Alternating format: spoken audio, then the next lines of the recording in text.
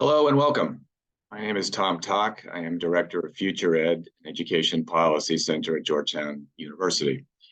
We're pleased to co-host today's webinar with 50CAN, a nonprofit education advocacy organization and Future Ed's partner in AdvocacyLabs, an initiative that provides insights into how change happens in education policy.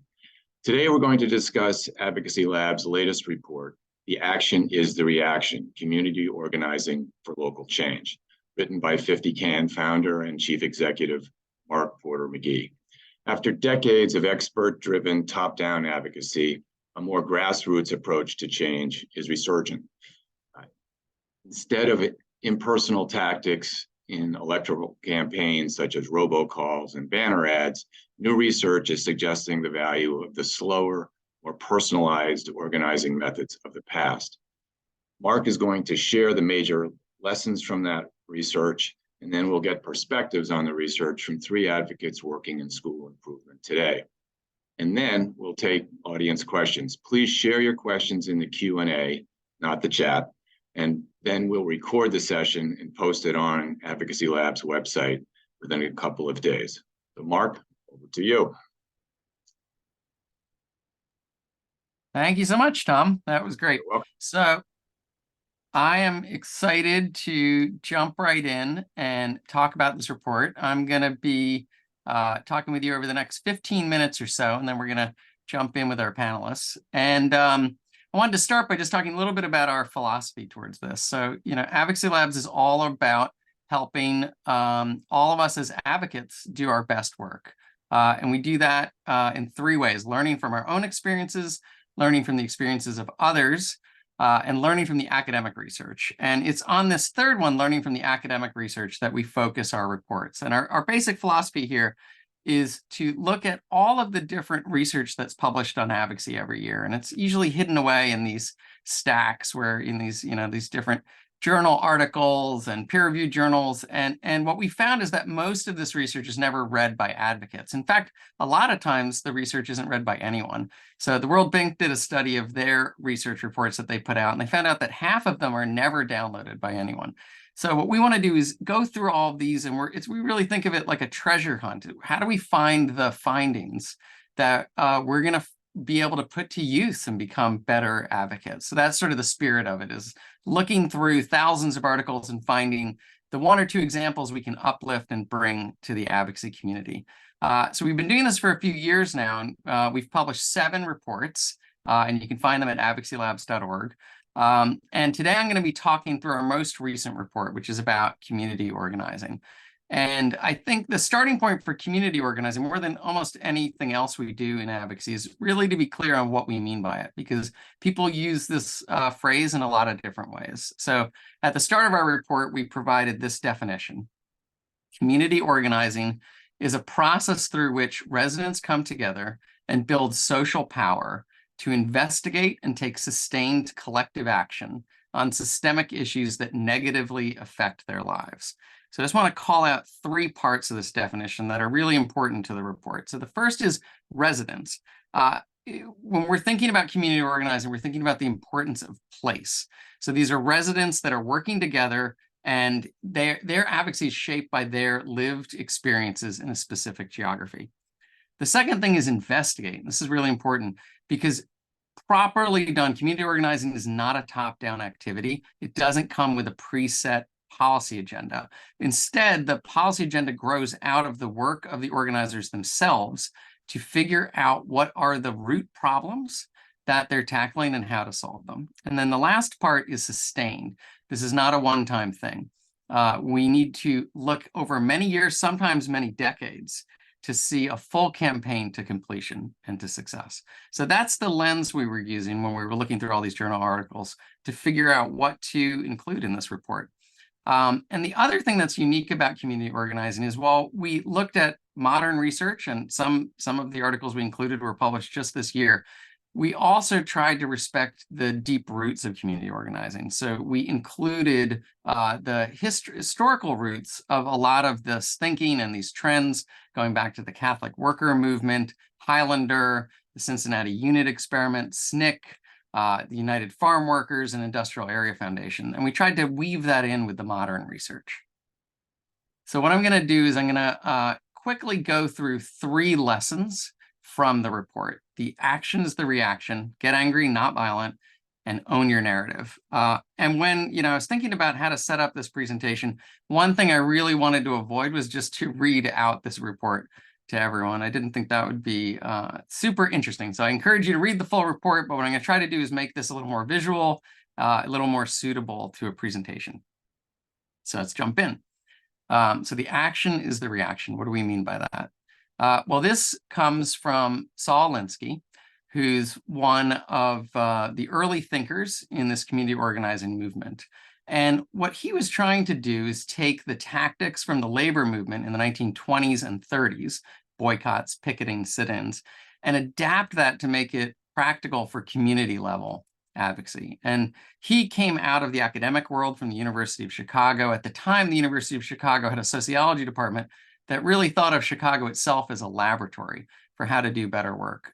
So he got involved with the Back of Yards Neighborhood Council, and saw this as a laboratory to test out new community organizing tactics to see what worked.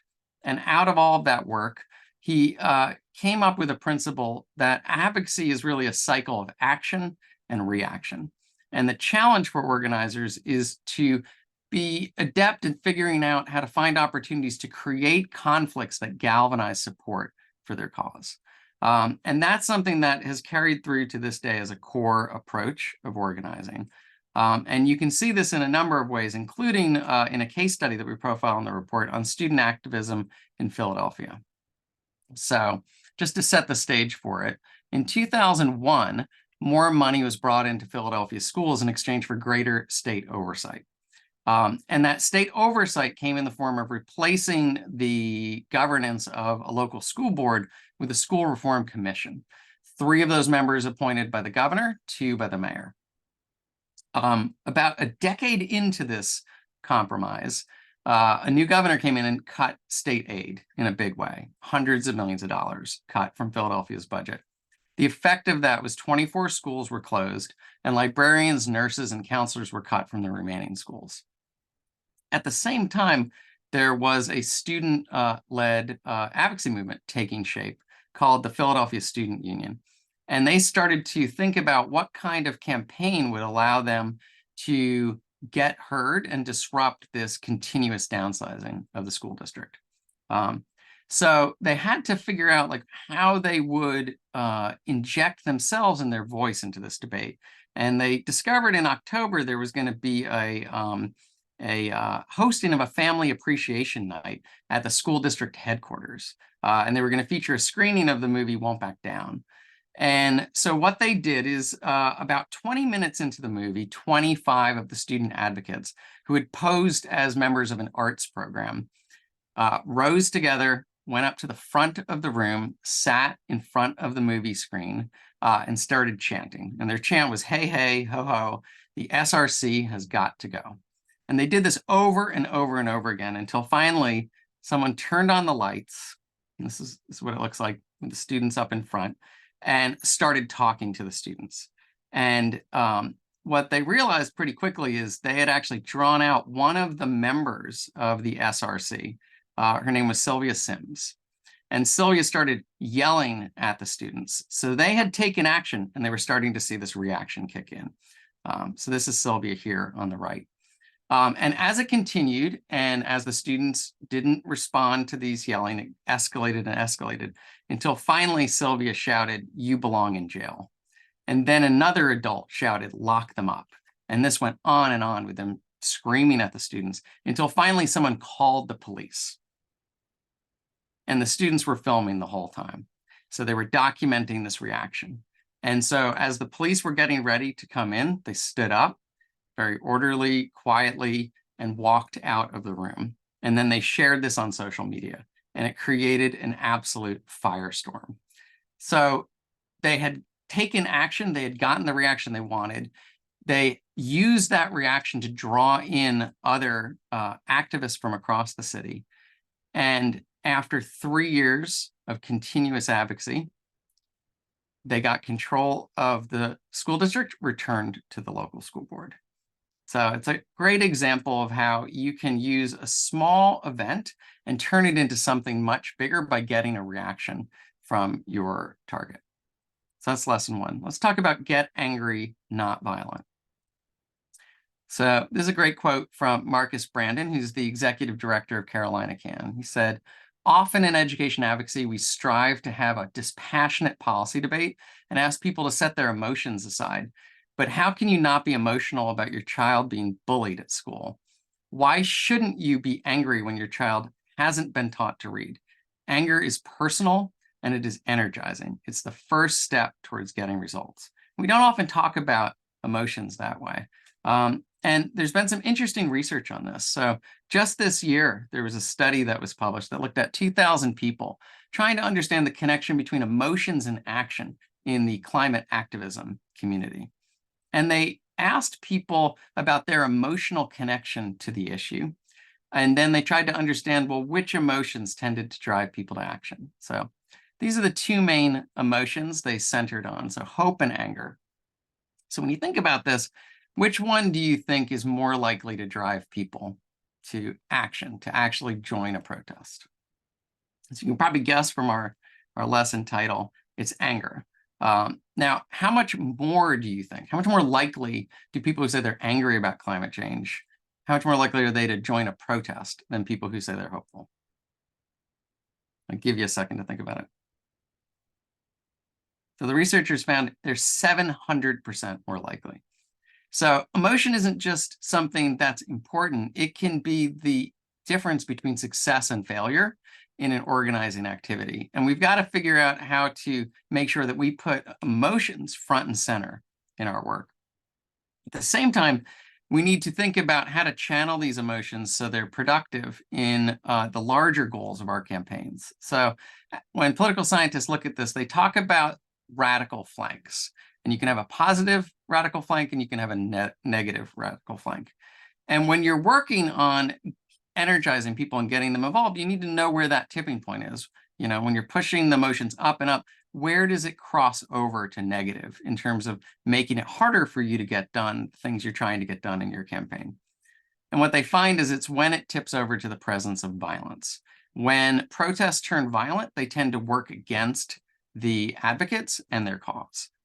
So there's a professor named Omar Wasso, who's now at Berkeley. And in 2000, he did a study of the civil rights movement, looking specifically at protests, nonviolent protests versus protests that turned violent, and the effect that had on the political conditions and support for civil rights issues. And what he found is when there was nonviolent protest in a community, it actually supported electoral results in support of the civil rights agenda by increasing that vote total by 1.3 to 1.6%. But when it tipped over to violence and there was violence in a protest, it actually eroded support at the ballot box by between 1.6 and 7.9%. And that could be determinative of the outcome of an election.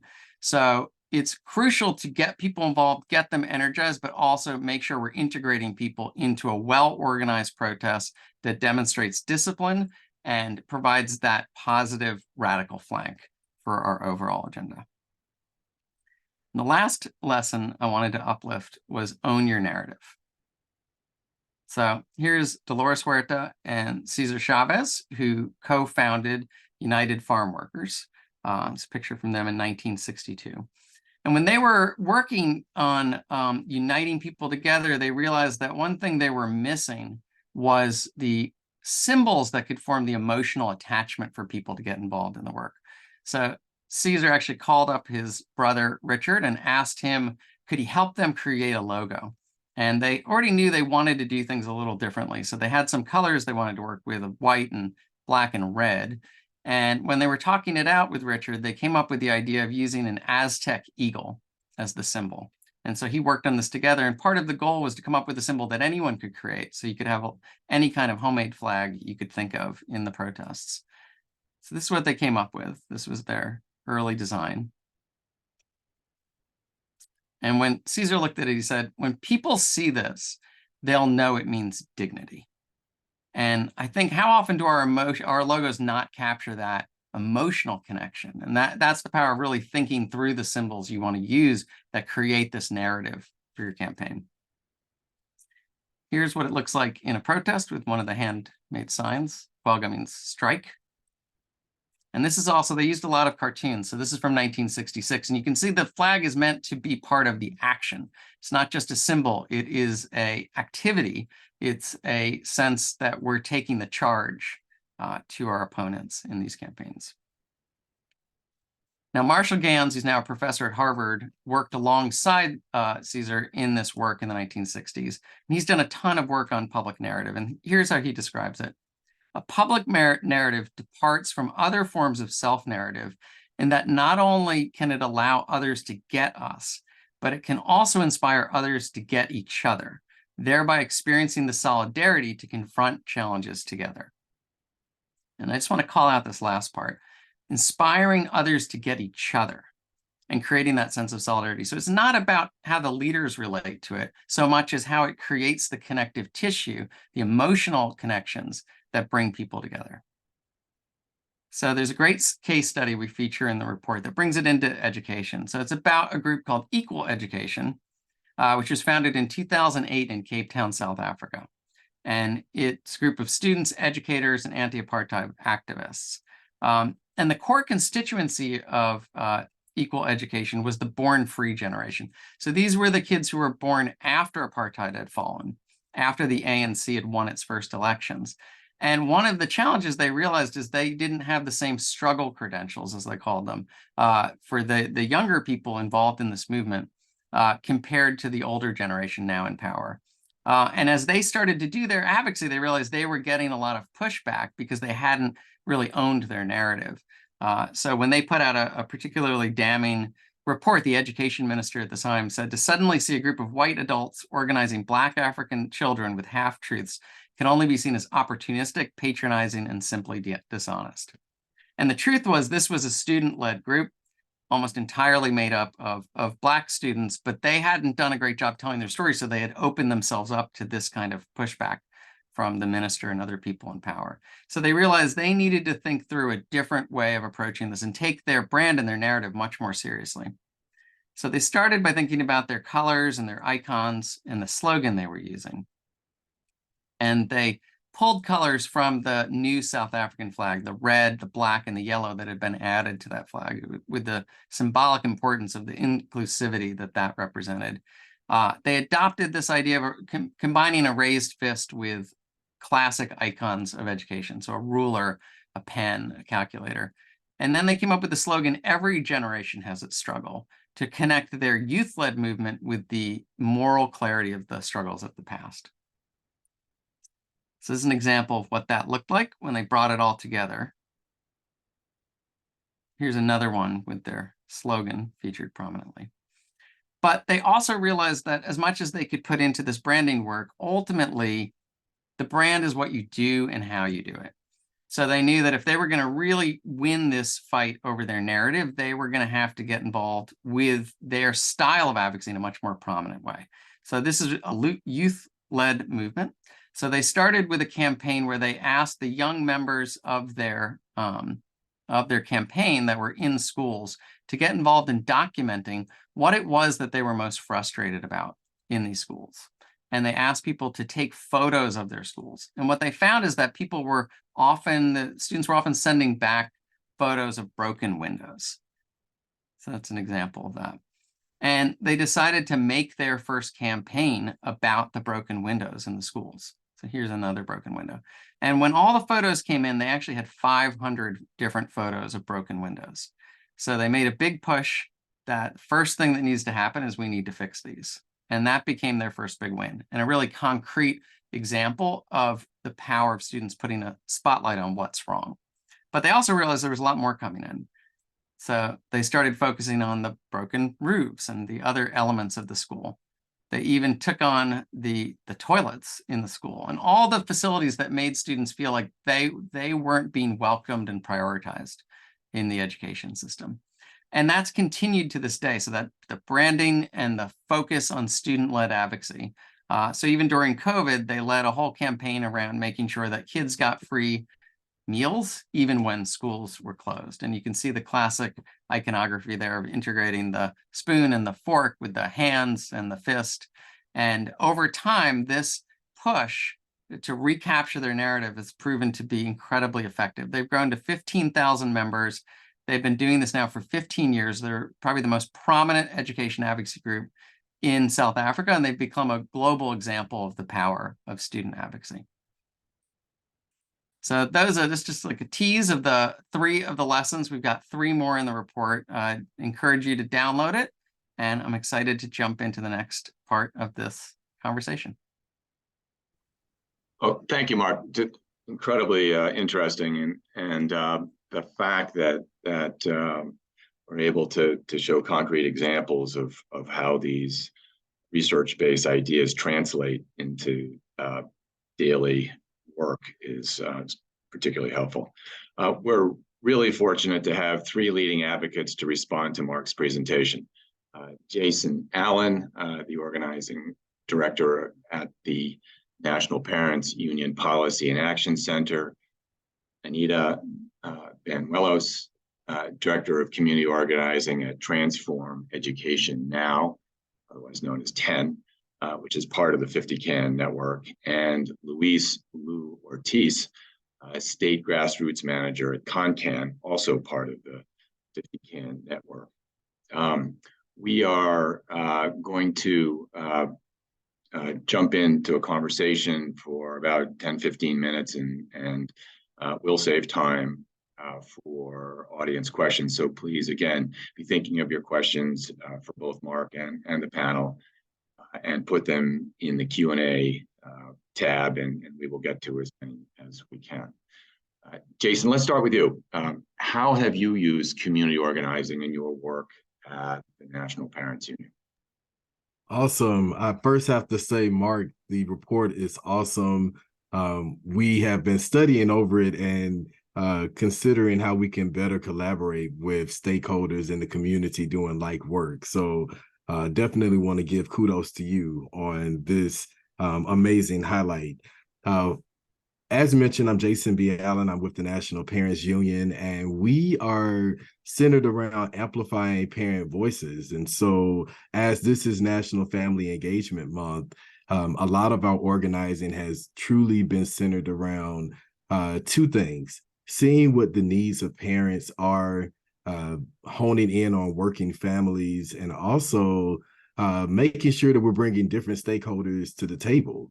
A lot of times when we're looking at this data, we don't see the families who are in the gaps. And so this year we were very intentional about reaching out to and making sure that families who are not being well served in our school systems or school districts are being represented. So that's a little bit about how we've been connecting through parent voice and organizing around making sure that all families and parent voices are at the table. Great. Thanks. Lou, how have you used community organizing in your work at ConnCAN? No, yeah, thanks for having me here, Tom. And just to follow the tone, that Jason set, this was a phenomenal report release. I encourage everyone on this call to take some time on the day and just look it over, continues to read over in the following days, because things continuously pop out the more I read it. But very similar to what Jason said, we use our community organizing, the parents in our network, to do a couple of things, right? The first one is to make sure that the policies that we're promoting and the work that we're doing in ed reform is something that resonates with them, something that the community wants and that they feel would actually benefit them, right? But secondly, most importantly to me, is that we're using the community to help guide what future policies we might work on, right? We're listening to them, we're jotting down their needs and concerns, and we're going back to the board trying to figure out what can we do policy-wise to correct these wrongs, to provide these communities who have been underfunded and underserved some tangible solutions that could benefit them today and not tomorrow. Yeah, great, thanks. Anita, does the idea that Marc shared of a community organizer being essentially an enabler of local voices resonate with you as well? Yes, absolutely. Thank you for having me, Mark. The report is absolutely amazing, and I think every organizer should read that. So being an enabler is not only just enabling parent voices to, come to the forefront, talk about policy issues locally and statewide. It also enables parents to build skills and bring other parents along in creating policy changes in all different aspects of in education. And they can take those skills across the board. They could take it to the city initiative in their schools. They could use these skills all while and understand that, voices are important and their experiences are important and they need to be validated. Yeah, great. Thank you.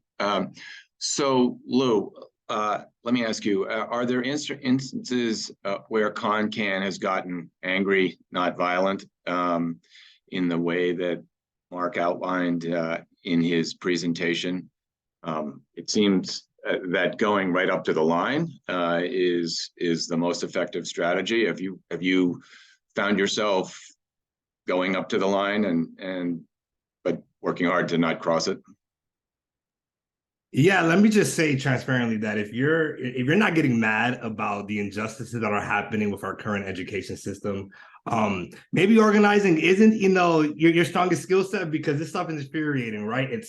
It's harmful to read. It's hard to speak to communities who are being underserved, and you're just there trying to to provide a glimmer of hope for them to trust you with this process to make their outcomes better. But a story I would like to share is actually from our former executive director, Sabira Gordon.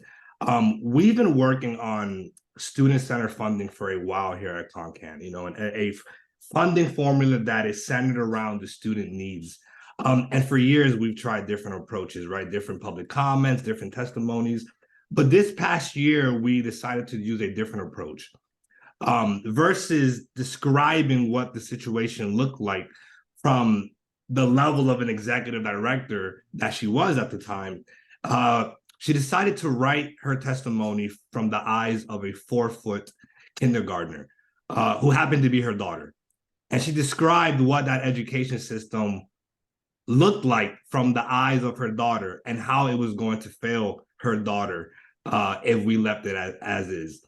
And I just found that testimony, of the hundreds I've seen, of the hundreds I've helped parents prepare, I found using our anger, using our emotions, and trying to find another set of eyes to see those very same emotions through, I found that very powerful and very impactful. And clearly, we still have work to do in the state of Connecticut, and we're always learning, trying new methods. But that was definitely an approach that we thought worked for us this year. Can you recall a sentence or two or a thought or two from Sabira's daughter testimony that resonated with you? Yeah, definitely. So funny enough, I actually have it pulled up. So my favorite line is one that states, she knows that she'll need high quality teachers at every level. And House Bill 5003 provides resources to better financially support the educator workforce and invest in professional development. She also knows that she'll need mental health support from issues she's struggling with that are negatively impacting her ability to focus and learn. This bill provides those resources that allow her to comfortably enter the education system with hope at the end of that tunnel. I found that to be very impactful. It resonates with me. And I think moving forward, we're going to be tailoring our, messaging, not from our eyes, but from the eyes of the 4 feet little humans that we're advocating for on a day-to-day basis. Right. Thanks. Jason, Anita, are there instances where you think you have successfully dramatized the inequities that you're working on? Yes, I would definitely say we are really honing in on helping parents to own their narrative and own their voice. I have to highlight the work of our parent voice team that is working to make sure that the stories that we do hear and see are, again, from parents and working families who oftentimes are underrepresented. I would also have to highlight that they've been able to organize parents in such a very interesting way. primarily with TikTok and social media, because what we've learned through our parent polls that more people can find information on our website is that parents are really suffering from the advanced digital era and also the digital learning gap, where they are impacted too by access. And so again, our parent voice team has been very on the ground and hard at work at organizing parents to make sure that households have the resources needed for children to learn both in and out of school.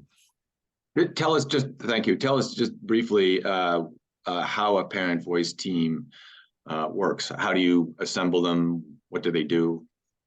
Awesome. So the parent voice team is actually a department within the National Parents Union, and they are very intentional about utilizing the data that we have to reach out to parents and help them amplify their stories. Now, they collaborate with our organizing department with helping amplify voices when we have done such parent power action days in Philadelphia and DC this year, bringing out hundreds of parents and families to share their stories and to really demand the things that they want to see in our educational system.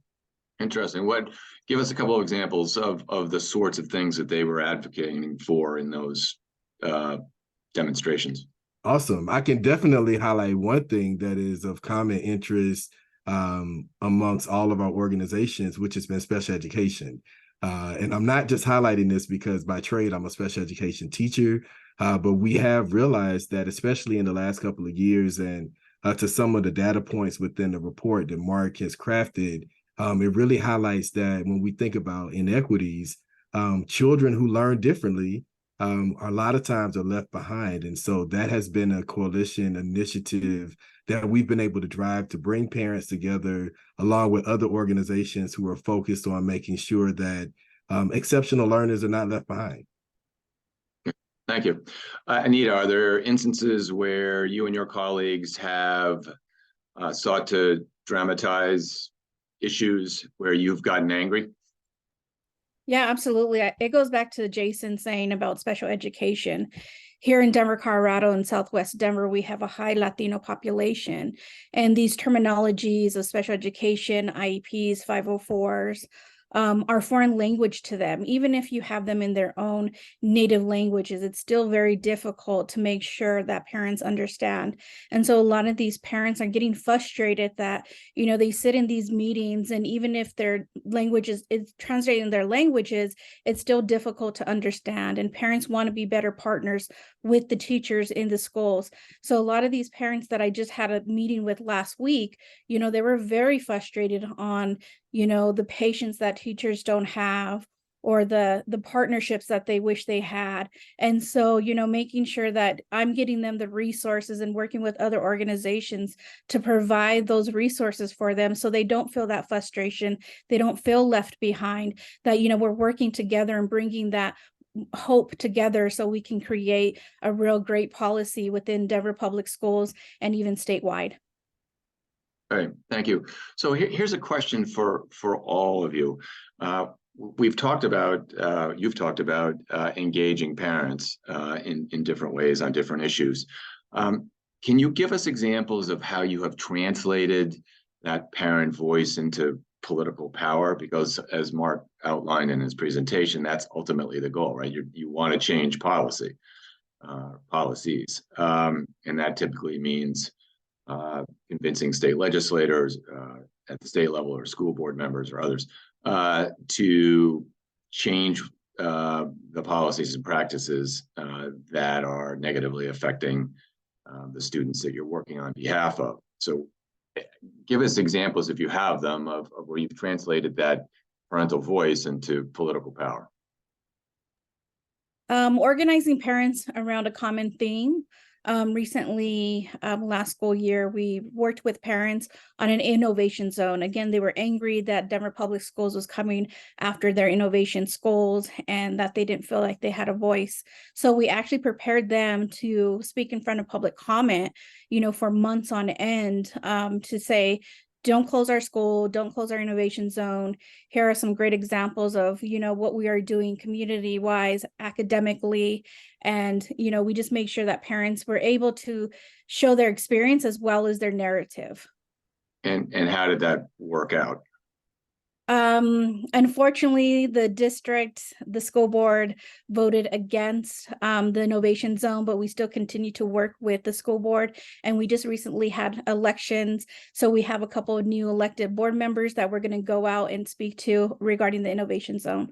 Great. Tell us just briefly, by the way, what an innovation zone is in Denver, or as Denver uses the term. So innovation zone, it's its own school that has autonomy to bring in their own academics, but at the same time still follow a little bit of the district policies. Good, great, thanks. Lou, thoughts on this one? Yeah, for sure. So continuing the track that Anita went on, something that we did this year around our multi-language learners, we worked with parents all across the state of Connecticut, and something that kept appearing or showing itself in every conversation we had, community from community, was parents who didn't understand English. How are they participating in their child's education? I'm sure majority of folks on this call will agree that a parent is extremely influential in their child's educational outcome. But if they felt that opportunity being denied to them, what was happening? So after listening to a couple parents and noticing that this was something that was happening all over Connecticut, we decided to push for a multilingual learners Bill of Rights this last legislative session in Connecticut. We were able to mobilize and rally parents from all four corners of Connecticut into the Capitol building, hosting rallies and meetings in the Capitol building to get the attention of our elected officials. That attention went from our House bill getting taken by the governor, and then him promoting it as his own bill, which inevitably resulted in us successfully passing our multilingual learners Bill of Rights that is going to be effective as of July next year moving forward. So we're currently working on the implementation of this bill, but if it had not been for our relationships in the community, had it not been for these members of these communities to trust us with what they were going through, to show us their vulnerability and the suffering that they have been going through, feeling hopeless with their child's education. I don't think this is something that we would have really known how dire it was needed in the community. So very happy that we're able to hear their needs, help them advocate for some change, and see that change starting to trickle down. Great, thank you. Jason, what about the National Parents Union, an organization that has attracted a good deal of national attention in the press? Certainly the voice of you and your colleagues in leadership have been heard. To what extent has that, as well as the passion that you've roused within your local parent bases, translated into political successes? Awesome. Well, I'll definitely start by just doing a brief highlight again of our advocacy in DC. We were able to bring out hundreds of parents to really be organized around a very inclusive parent Bill of Rights. And so we started there with bringing parents together from across the nation. And then we were able to, through our Minnesota State Director, organize parents to help pass the READ Act in Minnesota, which is a phenomenal example of our policy work that really brought parents together who wanted to see changes in reading and also policies that connected to that. This was a $70 million appropriation that guarantees that students who are struggling readers, which we all know is happening across the nation, but specifically in Minnesota, these readers who are struggling with things such as research-based approaches that will really help them fill in those gaps in some of the things that we've seen through quality instruction and materials. And so that was a major win for us in Minnesota. And then we're keeping our eye on New York because our state director is doing some phenomenal work around getting a numeracy bill passed. And so we are looking to collaborate with parents and other organizations to help, again, have another win for parents. Yeah, great. Let's go around again on one of the other topics that Marc mentioned, public narratives. The case study from South Africa was really interesting. It was really about marketing, messaging, and the narrative sort of process more broadly. How have your three organizations thought about that issue, about the issue of narrative as a tool in your work?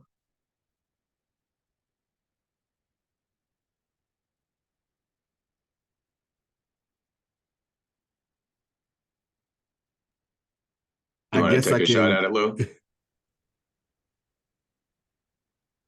I'm sorry. Yeah, so the narrative, so again, making sure that we have the community centered in everything that we do was the first step, right? Because we didn't want to create the narrative of the community. We wanted the community to inform us what it was, and then us empower them and advocate for better solutions, better resources, whatever it may be that they wanted or required. And coming from a space where, traditionally ConnCAN was known as we just focus on charter schools, charter schools, right? Which is fair for folks to understand. But we also stand for our hidden slogan per se would be that great schools for all, right? For all kids in Connecticut. That also means those that are not in the charter space. So with our latest Bill of Rights, our Multilingual Learners Bill of Rights, this is something that we really thought that would not just benefit certain schools, certain students going to specific schools.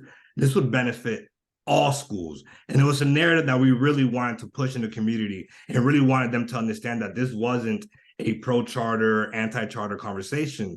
This is separate. This is ConnCAN ensuring that every child in Connecticut got a quality education, that every parent in the state of Connecticut was able to participate in that process of providing their child a great education. And it wasn't an easy narrative to create, but it was one well worth it. And now, because of our dedication and commitment to this direction moving forward, we have only solidified and cemented our trust in the community. And we're hoping to see what that brings for us next year and the years moving forward. Yeah, so that's interesting. So you, in effect, transition from one narrative to another, one focused on charter schools and then one with a sort of broader aperture, right? Addressing the needs of students more generally. How did you make that transition internally? What was give us a little insight into the conversation you had as a team to shift the focus of your work and convince others that you were shifting as well? It was just being persistent with our messaging, being present in the spaces of partners that traditionally would not have worked with us in the past and wanted to, see what we could do collaboratively moving forward. It was about being authentically myself and just joining those conversations as pragmatically possible as I could, right? There was times where I didn't know all the answers, and it was just explaining to them that, hey, we don't know the answers yet. We don't know what this is going to look like, but we're here stating that we want to be a part of the conversation. We want to have a seat at this table, and hopefully, working together, we can ensure that both parties or whoever else is seated at this table, that we're all working with mutual respect and ensuring the best possible outcome for our students in Connecticut. Okay, thank you. Jason, you wanted to jump in on this one. Go ahead. I was just going to highlight that, again, a big part of amplifying parent voices to make sure that they have safe spaces, but also outlets to be able to share their experiences. We had a parent who organized several groups of educators as well as advocates to challenge punitive policies through our social emotional coalition and work with CASEL to really challenge that this is not something that is helping children to stay in school. It also empowered her to use her voice to connect with other parents. And so we have a lot of channels that we're connected with parents to amplify this. One being a very popular blog called Don't Believe the Hype that could be found on our website that is connecting parents with strategies and others who are doing this work to help them with their local initiatives. That's interesting. So you're using social media as part of your narrative too. Yes, and storytelling. Yeah, interesting. So, well, give us an example of the storytelling around sort of disparate discipline policies and how you're trying to change, I guess, policymakers and education practitioners' sort of views on those issues. Awesome. I will go back to the example from Georgia. We are working to build out our social emotional learning coalition that is focusing in on how do we get parents to, one, be able to identify policies that are not working for children, two, to be able to own their narrative, connecting to the report that Marc has presented, and also to help them carry their voices into spaces where they're impacting policies and also holding their leadership accountable. So this is what that parent voice piece looks like locally with some of our partners that are challenging punitive policies in their school district. All right, great. Anita, do you want to jump in on that, or? Just going back to what Lou said about working with all different types of schools. So one of the things that we have done here in Transform Education is high performing schools in every neighborhood, it doesn't matter what, if it's private school, if it's a charter school, innovation school, we want to make sure that a student has a quality high performing school in walking distance of their home, or if they want a choice to another neighborhood. We just want to make sure that, parents have the data and the information in front of them to make those best choices for them. And then also including parents to be also speakers of high performing schools in their neighborhoods. Great, thanks. So we have a bunch of questions we'll get to in a second. I just want to ask at least one of you, you don't all have to answer this, you don't want to, but it occurred to me that community organizing is labor-intensive work. It takes a lot of time and energy and financial resources to reach out at the local level and build these coalitions that Marc was describing. Are there ways that smallish nonprofit education organizations can marshal those resources? How do you do it in your organizations? What advice might you have for those who want to do more community organizing, but recognize the potential cost?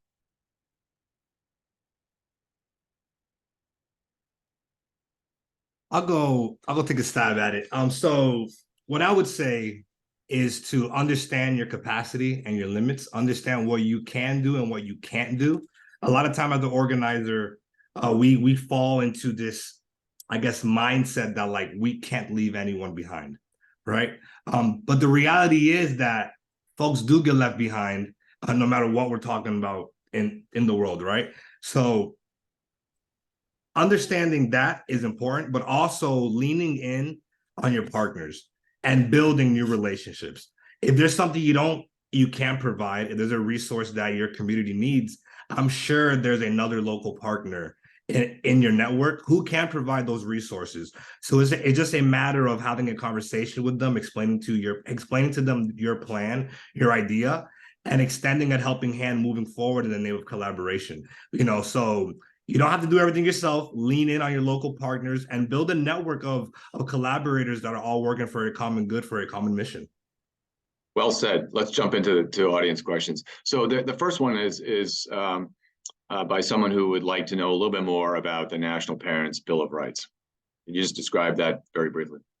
Yes, I dropped the link inside of the chat, but a part of the Parent Bill of Rights, we looked at things that were impacting children as far as remote emergency learning. A lot of work, again, is highlighted in our state of New York in regards to high stakes tutoring, which is something that parents are wanting to see, making sure that learning spaces are safe and equitable for all children, including children who, what I like to highlight, are identified as clear or indivisible disabilities, which are students who have severe health conditions. So the Bill of Rights was collected information from parents that we polled across the nation who were highlighting real impactful areas that are blocking children from being able to be successful in their schools.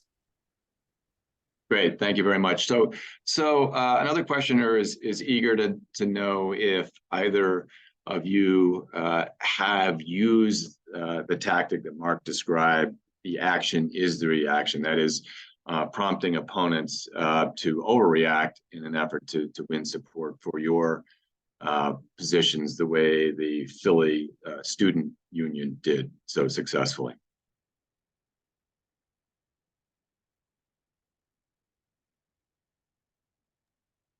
You know, we didn't do it as I guess like to the extent as the case study that we referenced earlier. But what I will say is that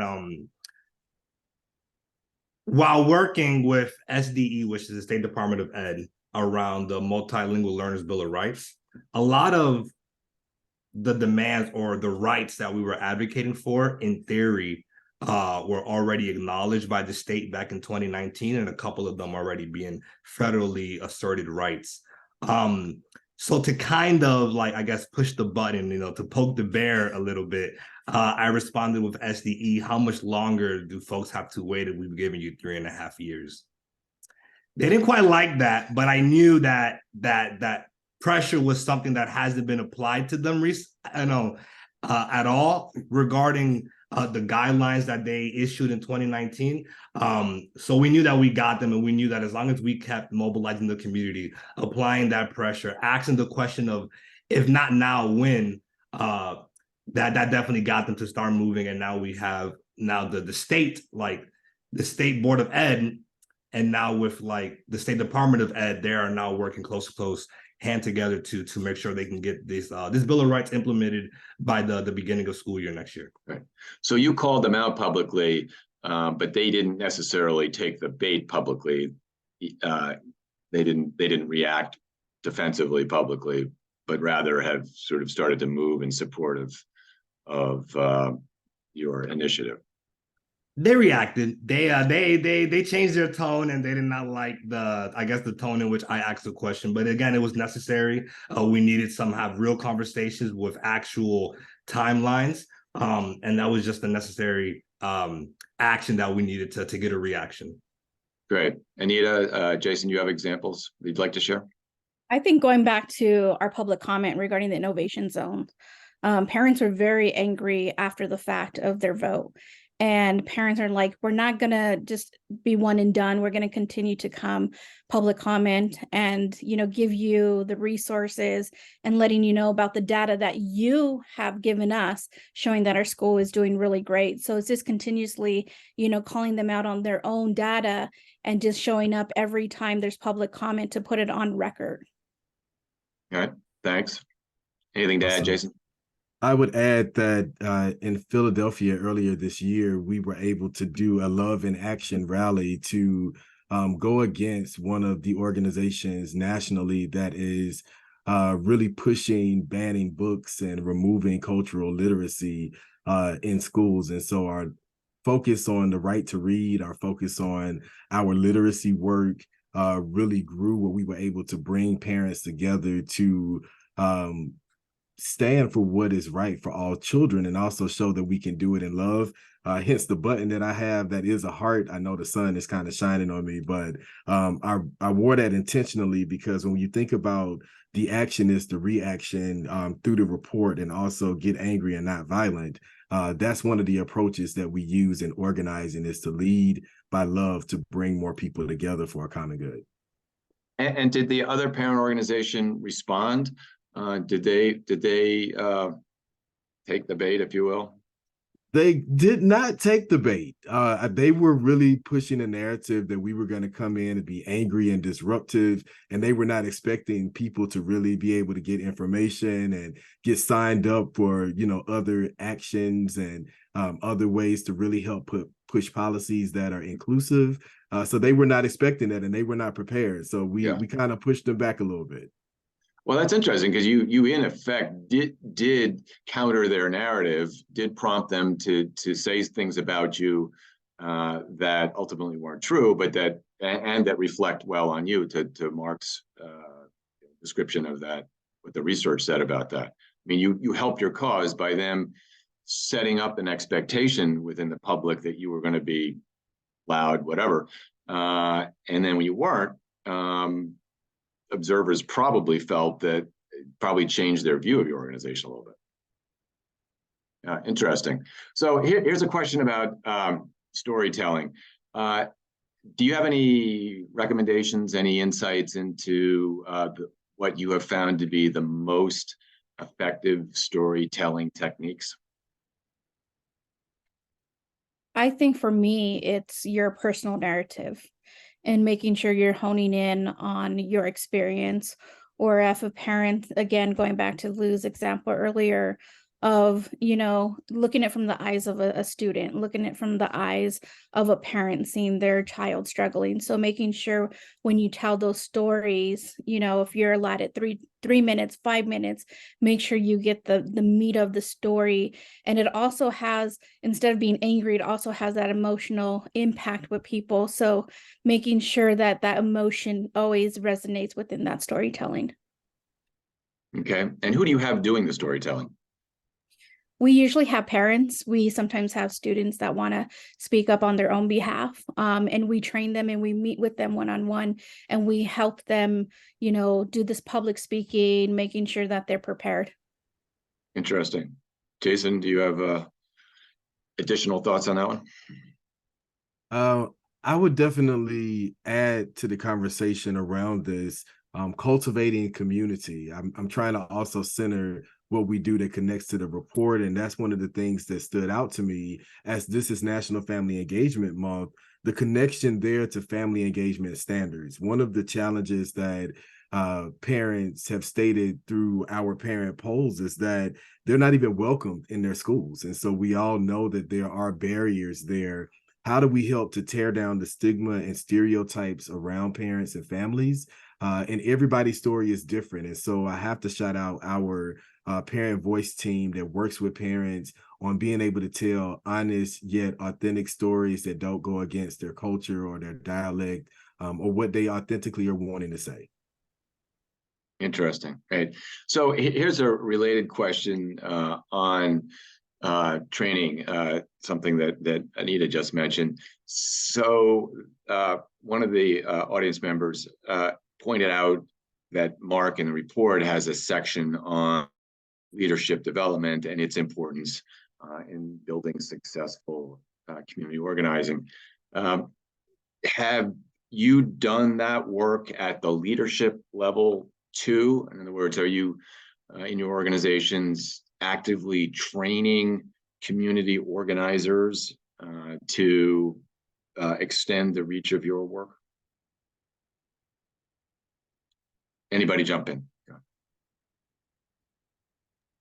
Yeah, most definitely. I mean, I think, you know, as an organizer, there's a saying that we say is you need to learn how to organize yourself out of a job, right? And that can be kind of scary to hear at face value, but what you're really thinking about is, what if you left, right? Like, what if Lou got sick and I was out of action for a month? Does the movement stop? Does all the hard work that the parents have been working towards, does that get put on pause? Well, it will if you're not developing leaders amongst your groups, right? So I believe, you know, for us at ConnCAN, we advocate for the entire state of Connecticut, but we have 4 parents in strategic areas in the state so that we could cover a majority of our priority districts, which means districts that serve 80% students of color or more. And we educate them constantly on a monthly basis, if not more, on tips, tricks, tools for advocacy, testimony writing, how to build relationships, not just in your community, but with elected officials, how to build collaborative networks and coalition. And then as of this year, actually, as of 2 months ago, we've started giving them, I guess, the free range of running their own trainings for their own parent networks in their communities. So traditionally, I would be a part of those meetings and I would conduct trainings and have them there to help me facilitate. But I really thought it's important for them to be able to do this alone. So for, you know, the rest of this year and moving forward, they're going to be, you know, deciding where the training will be located at, whether it's going to be an in-person all-day affair or a 1 hour via Zoom for a couple of weeks. They're the ones that know their community best. They're the one that knows their parent network best. And our job is to meet the community where they're at. So empowering them to take this step so that if ever the case may be where we're not able to be present, the beat doesn't skip a beat, I guess. The work doesn't skip a beat. Super helpful. Thank you. We have time for one more question, and I'm going to share it with you now. We know that the timeline for creating change can be long. How do you keep your community members motivated, and how do you validate the urgency of their needs while acknowledging the reality that policymaking takes time? Anita, Jason, you want to take the first shot at that? I'll jump in. I would say we definitely are realistic with our parents. We not just support them in what they're wanting to see, but we also provide opportunities for them to share their stories and voices in places where they can get more resources and also get other connections to helping accomplish their goal of passing a policy. One of those is on this Thursday, we are hosting a parent after party for our members and other stakeholders to come together with the Secretary of Education's division and senior leadership to talk about things that are impacting them, whether they are Montessori school leaders, public school leaders, charter school leaders, single parents, grandparents, parents who are bilingual or migrant families. We want to make sure that they can see that when we go into a space, we want to be able to open doors for them to come as well and share their own authentic stories. And so that's a clear way of how we are keeping our base engaged and also providing the training and support for them to build policy change that is impactful and also helping to move the needle with what we all want to see. Great. Anita, you get the last word if you'd like it. Well, I think going back to what Lou and Jason said is, it's very important to train and empower parents to take part in their child's education and be realistic that, policies have been implemented for decades and it's going to take time to change those, and especially storytelling, going to public comment, sharing your stories in communities, just making sure that we all have that same voice and that hope that we continue to move the needle and making sure that we have high quality education for all of our students. What a great note to end on. Thank you very much. Thank you, the three of you, for a super interesting conversation. And thank you, Marc, for a fabulous presentation. As I said at the outset, we are taping the conversation, and you'll be able to see it on our website within a couple of days. And you can read the rest of the considerable Advocacy Lab body of work on AdvocacyLabs.org as well. Thank you all for participating in the conversation today. Take care.